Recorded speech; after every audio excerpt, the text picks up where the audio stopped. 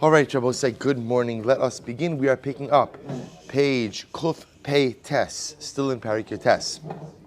Chelkei HaChassidush. Remember again, yesterday we started this idea of the manifestation of Chassidus in the form of Kavod HaMitzvah, the honor and homage that we pay to a mitzvah, specifically the ability to go ahead and perform mitzvahs in a beautiful way. The concept of Hidr mitzvah, beautification of a mitzvah. So whether that means actually spending more money on mitzvahs, spending more time on mitzvahs, the idea being that the more beautiful I make my mitzvah observance, so ultimately again, the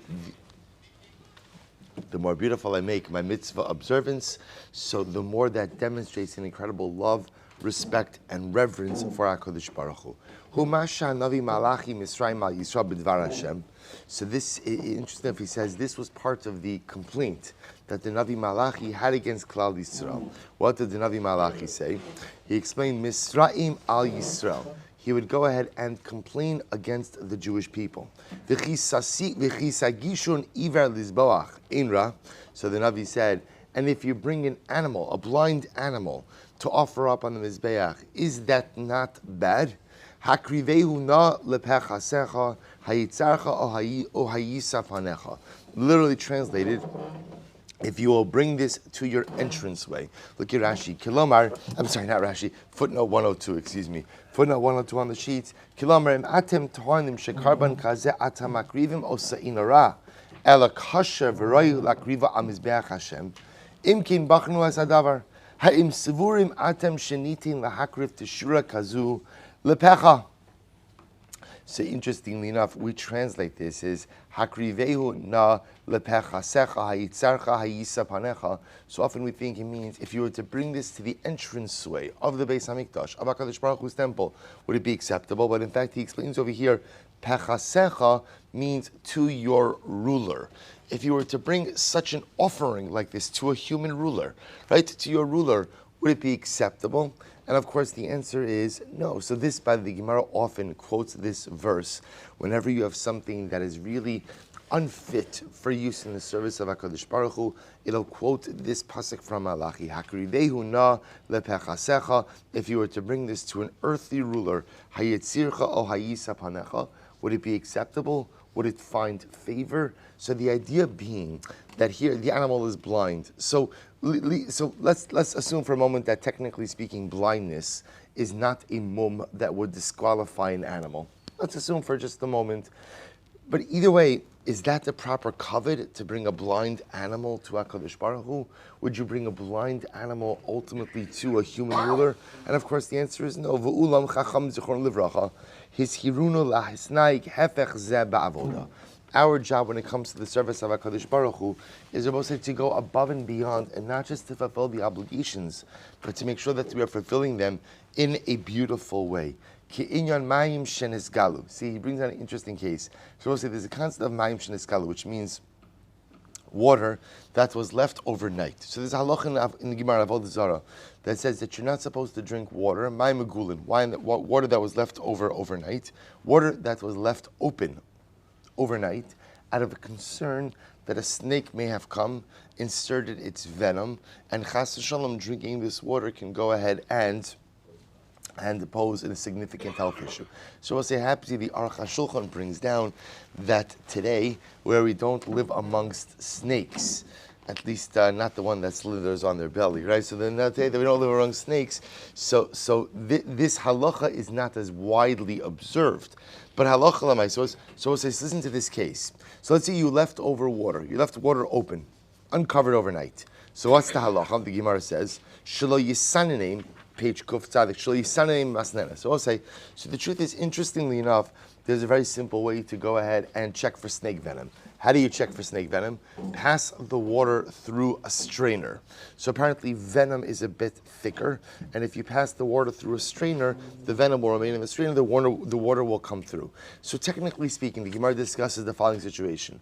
On Sukkot, there's a mitzvah of Nisuch HaMayim. There's a mitzvah to do a water libation. It was the only time of the year. The rest of the year they did libations. Libations were with wine. Sukkot was the one time a year where you did a libation with water. So let's say again I have water that I went ahead and I left for the libation, and I left it uncovered overnight. So no problem. What am I going to do? I'll just strain it. I'll strain it before I go ahead and use it on the Mizbeach. So the Gemara says, so we'll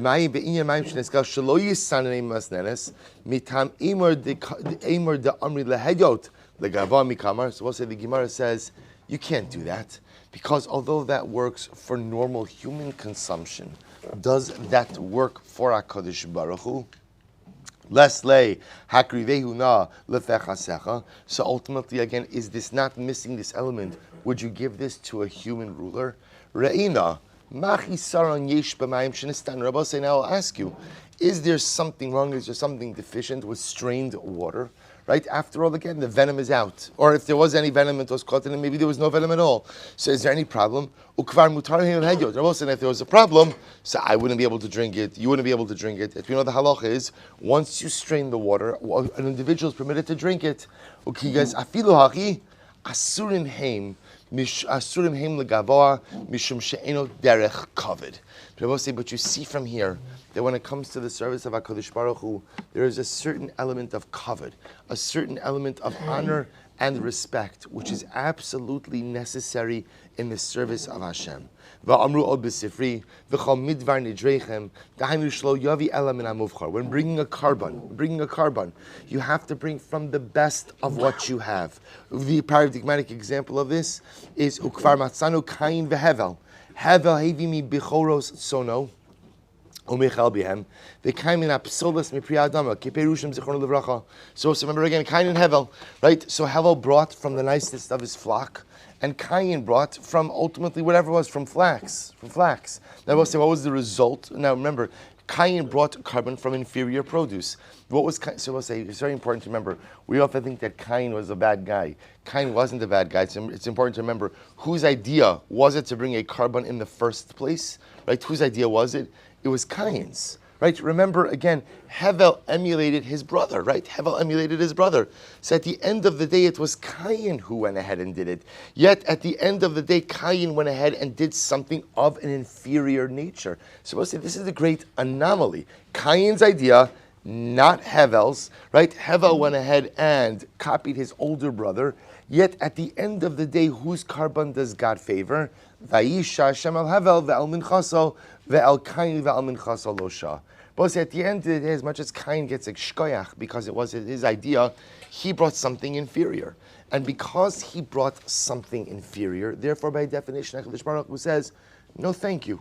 I appreciate the thought, and I appreciate what you're trying to accomplish. I appreciate the fact that you are the spiritual innovator, but no thank you. If you're not going to put your all into it, if you're going to give me something inferior, then what that shows is at the end of the day, this is not all that important to you. And I will say how incredible of a yisod. We're going to stop over here for today, but how incredible of a yisod is this for us in our avodas Hashem. And I will say we're going to see, by the way, right now the Ramchal is focusing very much on the financial investment we make into our Yiddishkeit, right? To make sure that what we give to God is of the highest financial quality, whether it's the tefillin we wear, or whether it's the lulav and esrog we use, or whether it's the sukkah we have, or whatever it might be. But we're going to see that this concept of hiddur is not just by finances. This concept of hiddur speaks of the general investment we make in our Yiddishkeit. Do we make true superior investments or subpar investments of our time, of our efforts? Do we do what we have to do just in order to get by? Or do we invest ourselves to the best of our abilities in this most important of relationships? We'll stop here. I'll pick up Emirat Hashem with this topic tomorrow.